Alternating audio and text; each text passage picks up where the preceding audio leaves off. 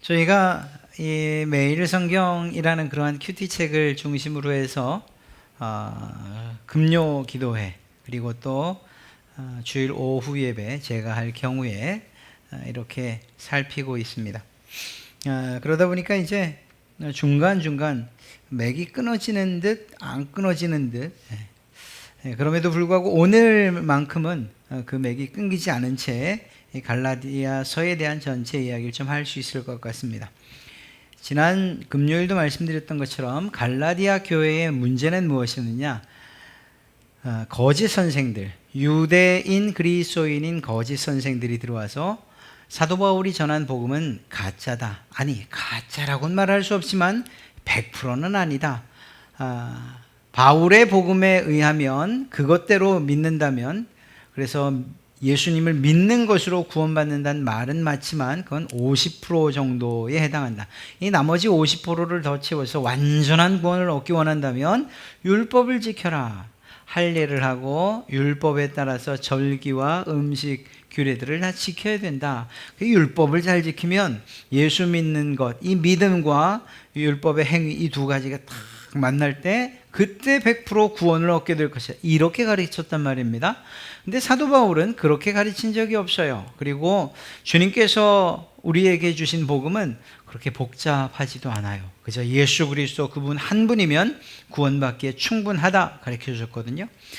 그것을 계속해서 사도 바울이 갈라디아 교회 성도들에게 변론하고 있는 것입니다. 3장과 4장이 아주 중요한 핵심 교리를 담고 있는데 그 내용이 바로 그거예요. 사도 바울이 강조하는 거죠. 갈라디아 교인들을 향해서, 야, 유대주의자들이, 그 거짓 선생들이 너희에게 율법의 행위 없이는 구원받을 수 없다고 말하는데 그거 잘못된 것이야. 따르지 마라고 이야기합니다. 바꿔 말하면 예수님을 믿는 이 믿음이면 우리는 의롭게 되고 구원받을 수 있다라고 그렇게 이야기했습니다. 그리고 그 믿음이면 하나님의 백성인 것과 동시에 아브라함의 언약 백성이 될 수 있다. 그 믿음이면 예수 그리스도의 소유가 되기에 충분하다라는 것을 이 3장과 4장에서 아주 핵심적으로 가르친 것입니다. 그러면 이 갈라디아 교회 성도들의 이 질문과 그리고 또 그에 대한 사도 바울 대답, 이 질문과 대답의 형식을 통해서 과연 이 갈라디아 교회 성도들에게 사도 바울이 가르치고자 했던 것이 무엇인가를 살펴보면 이렇게 이야기할 수 있습니다. 갈라디아 교인들이 거짓 선생들의 이야기를 듣고서 이렇게 묻습니다. 사도 바울 선생이요, 우리 이방인 신자들은 이 세상에서 도대체 어떻게 살아야 됩니까?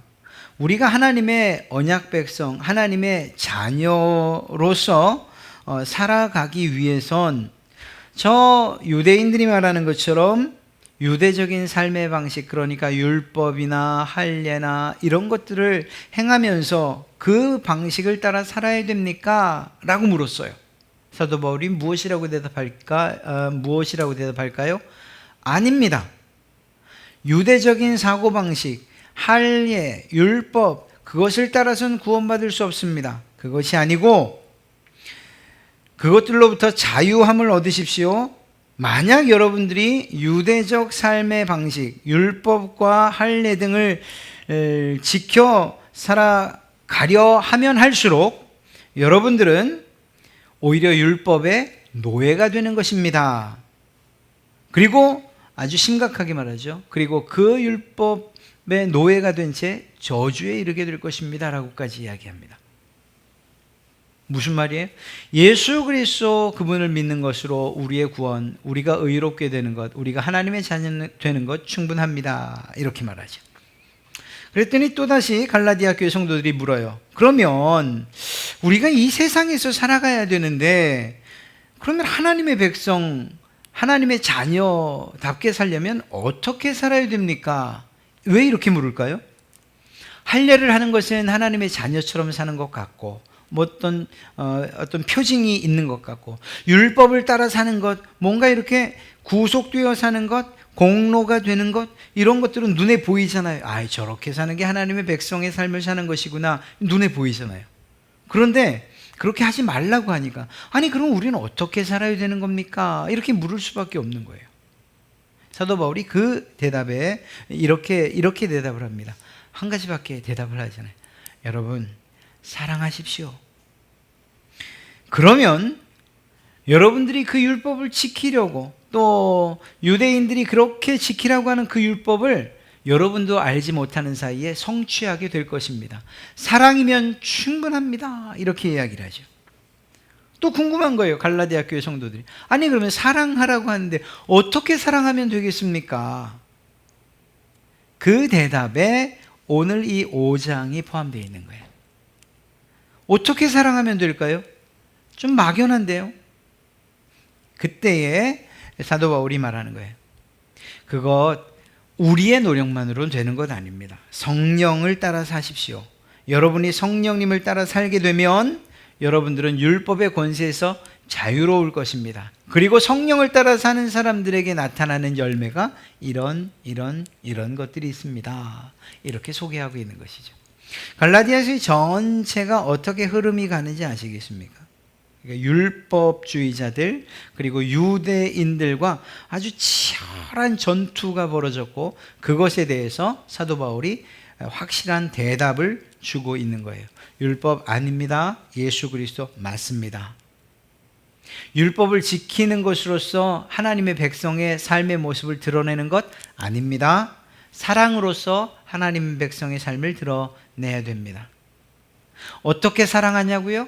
성령님을 따라 살아가십시오. 그러면 사랑하게 되고 율법으로부터 자유롭게 될 것입니다. 그리고 당신도 모르는 사이에 율법을 완성한 자가 될 것입니다. 이렇게 이야기하고 있는 거죠. 이것이 갈라디아서의 전체 내용이라고 할 수 있습니다. 그리고 오늘은 그 성령을 따라 사는 사람에게 나타나는 삶의 증거들, 이렇게 이야기할 수 있습니다. 사도 바울은요 17절과 18절, 우리가 읽은 이 16, 17, 18절을 말씀을 통해서 육체와 성령, 이 두 가지를 비교하고 있어요. 마치 물과 기름이 섞일 수 없는 것처럼 육체를 따라 사는 그 삶과 성령을 따라 사는 이 삶은 두 개가 하나 될 수 없습니다라고 이야기하고 있는 거죠. 여러분, 이 기름하고 물을 한번 섞어 보신 적 있으세요? 재미있어요. 아니, 어쩜 이렇게 분리가 이렇게도 잘 될까?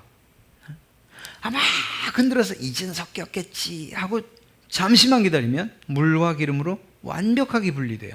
무엇을 말합니까? 우리는 성령으로 따라 사는 사람에게도 육을 따라 사는 그러한 삶의 모습들이 나타나지 않겠는가?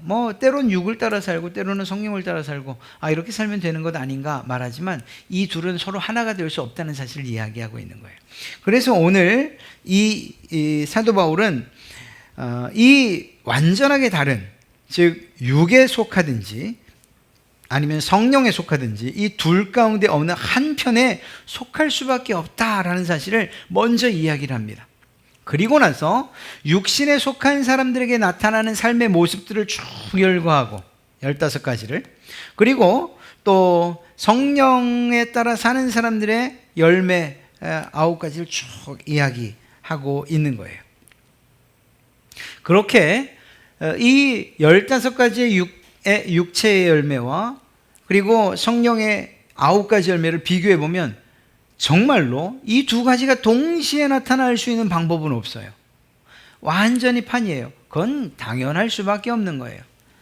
심겨진 뿌리가 다르고 나무가 다른데 어떻게 다른 열매가 맺힐 수 있겠습니까? 육으로 심었으니 육의 열매가 나오는 거고, 성령으로 심었으니 성령의 열매가 나오는 거예요. 육으로 심었는데 성령의 열매가 나올 수 없고, 성령으로 심었는데 육의 열매가 나올 수가 없다는 거죠. 이렇게 둘은 완전히 분리된 거예요. 그러면서 여러분, 육체를 따라 살지 마십시오. 그리고 나서 무엇을 이야기합니까? 육체로 사는 사람들에게 나타나는 그 삶의 모습들 15가지를 쭉 이야기하는 거예요. 음행, 부정, 방탕함, 우상숭배, 술수, 서로 반목함, 다툼, 질투, 분노, 이기심, 분열, 분파, 시기심, 술취함, 활락, 이런 거 그 어떤 것도 성령의 열매라고 말할 수 없습니다. 이것은 모두 육의 열매입니다. 이렇게 말하고 있는 거죠. 이런 열매를 맺으면서 나는 성령을 따라 삽니다 라고 말할 수 없다는 거예요. 이런 열매를 맺으면서 나는 사랑하고 있습니다 이렇게 말할 수 없다는 거예요. 이런 열매를 맺으면서 나는 하나님의 백성입니다, 하나님의 자녀입니다 그렇게 말할 수 없다는 거예요. 그러니까 이 15가지가, 그리고 또 뒤에 나오는 성령의 9가지 열매가 우리가 어느 편에 속해 있는지를 가름해 볼 수 있는 시금석이 될 것이라는 거죠. 이러한 육의 행위에 대해서 좀 나눠본다면 크게 4가지 정도의 범주로 이야기할 수 있을 겁니다. 성적인 악이 있죠. 음행이나 부정이나 혹은 방탕함. 또 종교적인 악도 있어요. 우상숭배 혹은 술수. 또 교회든 혹은 공동체를 파괴시키는 8가지 반목, 다툼, 질투, 분노, 이기심, 분열, 분파, 시기심. 그리고 자기 자신도 절제하지 못하는 이 무절제함으로 나타나는 술 취함과 환락, 이러한 것들. 그런데 이것들을 가만 보면 아까 사도 바울이 사랑으로 행할 때 하나님의 백성됨을 드러낼 것입니다 라고 말했잖아요. 이 15가지 가운데 반 이상이 사랑이 없을 때 나타나는 것들이라는 것을 알 수가 있어요. 우리에게 예수 그리스도 그분께서 우리를 위하여 베푸르신 그 사랑을 따라 살지 않으면, 하나님께서 우리에게 보여주신 그 사랑을 망각한 채 내 중심으로 그저 나 하나만 사랑하는 대로 산다면 우리가 원하든 원치 않던 이러한 열매를 맺을 수밖에 없다라는 사실이에요. 왜? 사랑이 없을 때 나도 모르게 자연스럽게 맺혀지는 열매들이 8가지나 있다는 거죠. 거기에다가 또 나를 사랑하는 것 때문에 맺히는 열매까지 한다면 15개가 거반다예요. 사도 바울은 하나님의 백성됨, 하나님의 자녀입니까? 그렇다면 사랑하십시오 라고 말했는데, 그 사랑의 행위가 없을 때, 그 사랑의 마음이 없을 때 결국은 이러한 육의 열매를 맺게 된다는 거죠. 더 중요한 것은 사도 바울은 이러한 열매들을 맺는 사람들의 타깃을 누구로 삼고 있는가 하면 그 말만 하는 율법주의자들에게 돌리고 있는 거예요. 하나님께서 주신 율법은 그 율법대로 살면 이런 열매가 맺힐 수 없어요. 그런데 갈라디아 교회를 무너뜨리고 분열시키고 이간질시키는 그 거짓 선생들에게서 나타난 열매가 뭐냐? 바로 이런 것들이라는 거예요. 그러니까 무엇을 말하는 거예요? 비록 그들이 율법을 지키라고 말하지만 그들은 육에 속한 자들이다, 이것을 강조하고 있는 거예요. 그들은 성령에 따라 사는 사람들이 아니다. 그들은 하나님의 백성이라고 말할 수 없다. 비록 그들이 율법을 말하고 할례를 지키라고 말하지만 그들은 하나님의 백성들이 아니다, 이 사실을 이야기하고 있는 거예요. 여러분, 이게 얼마나 두려운 이야기인지 아십니까? 우리가 이렇게 예수님을 믿잖아요. 지금도 직분도 있어요. 목사, 장로, 권사, 집사, 또 교사, 구역장, 기관장. 누가 봐도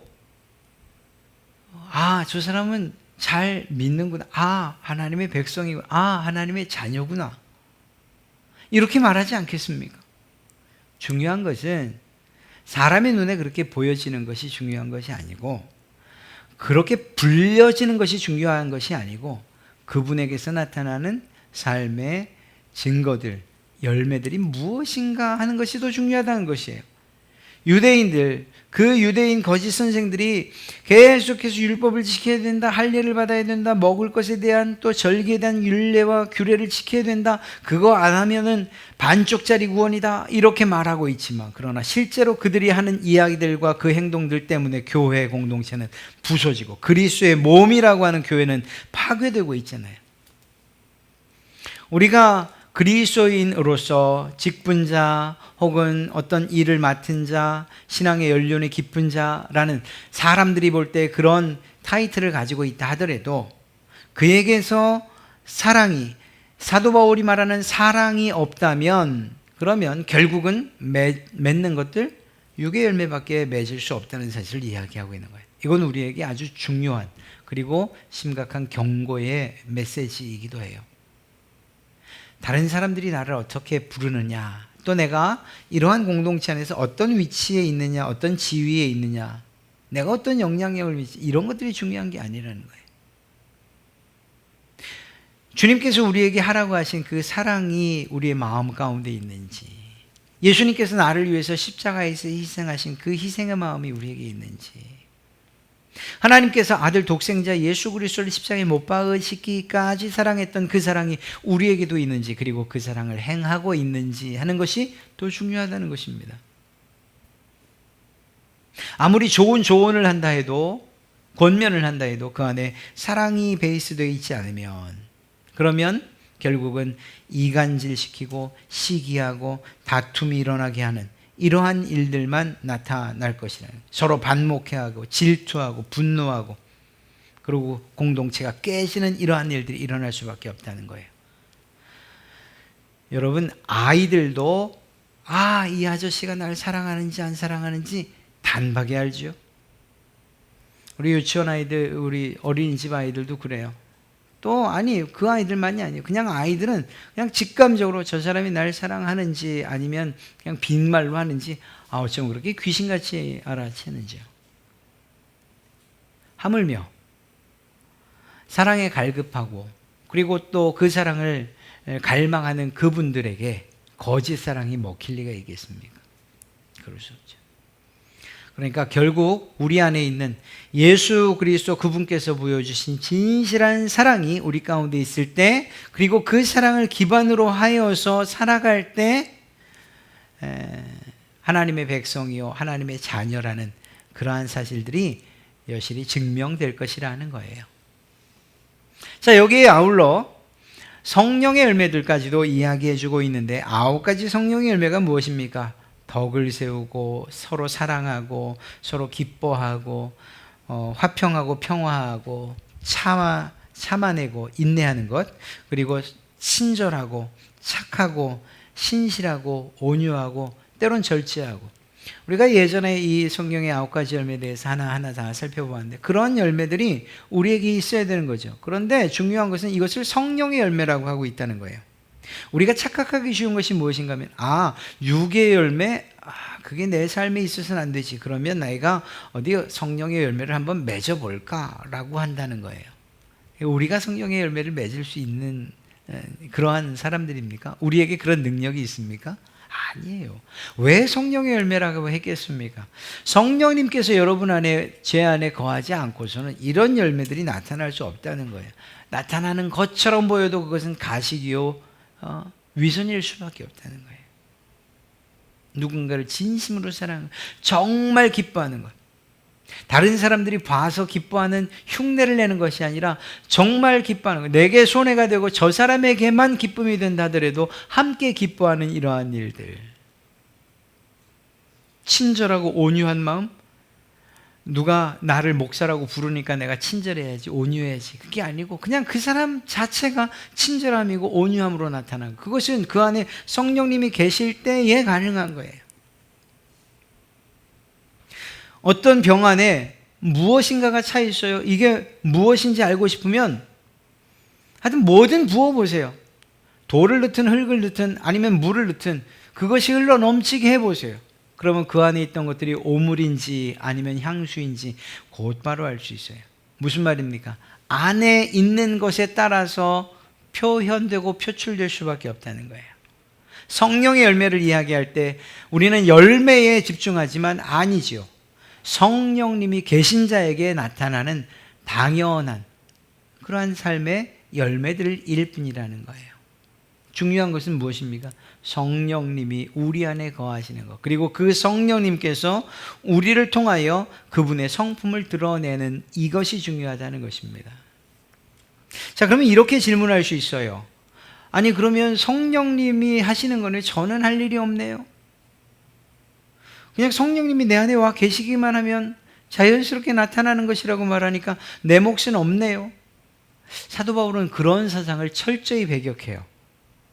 아니라고 얘기해요.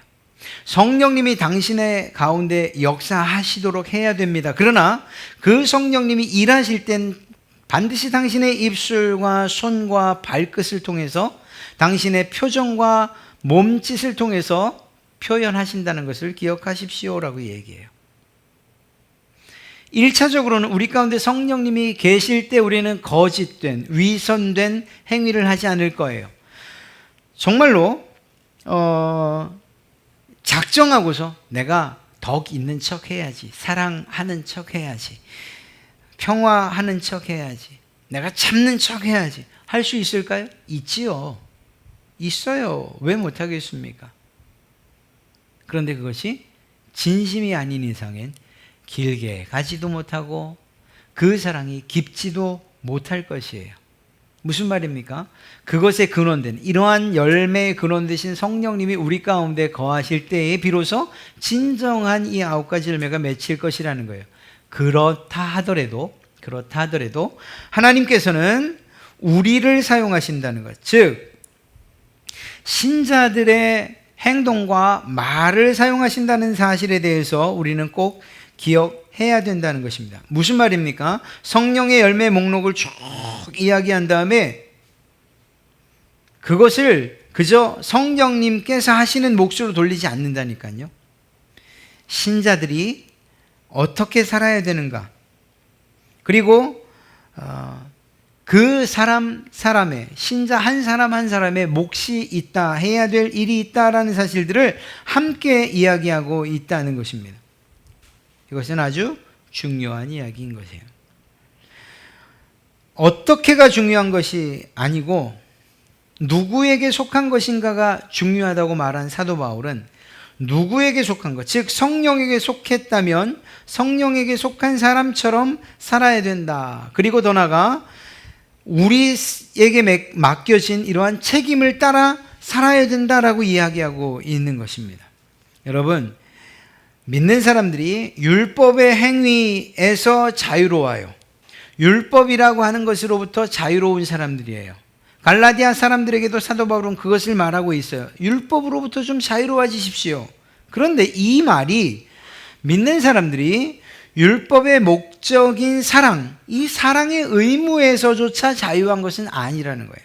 사랑의 의무는 마치 빚진 자처럼 항상 마음에 짊어지고 살아야 되는 것, 그것이 의무처럼 여겨 살아야 되는 사람들이 바로 우리예요. 여러분들이고 저예요.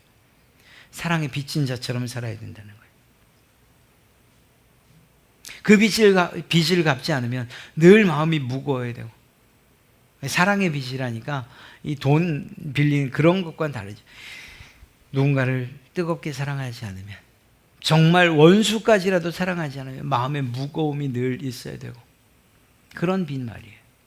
이렇듯이 율법의 행위로부터 자유한 것이 사랑의 의무로부터 자유한 것이 아니라는 사실을 우리는 알아야 됩니다. 사랑의 의무는 우리 마음 가운데 있어야 되고, 결국 그것은 무엇을 말하느냐? 모든 성도 한 사람 한 사람, 신자에게 이러한 성령의 열매를 맺는 일들, 그 책임과 의무가 있다라는 사실을 이야기하는 거예요. 전적으로 성령님께만 맡길 일은 아니라는 거예요. 여러분 가운데 성령님이 막 역사하신다 하더라도 우리가 사랑하지 않고 또 사랑한다고 말하지 않는데 어떻게 그분의 뜻이 전달되겠어요?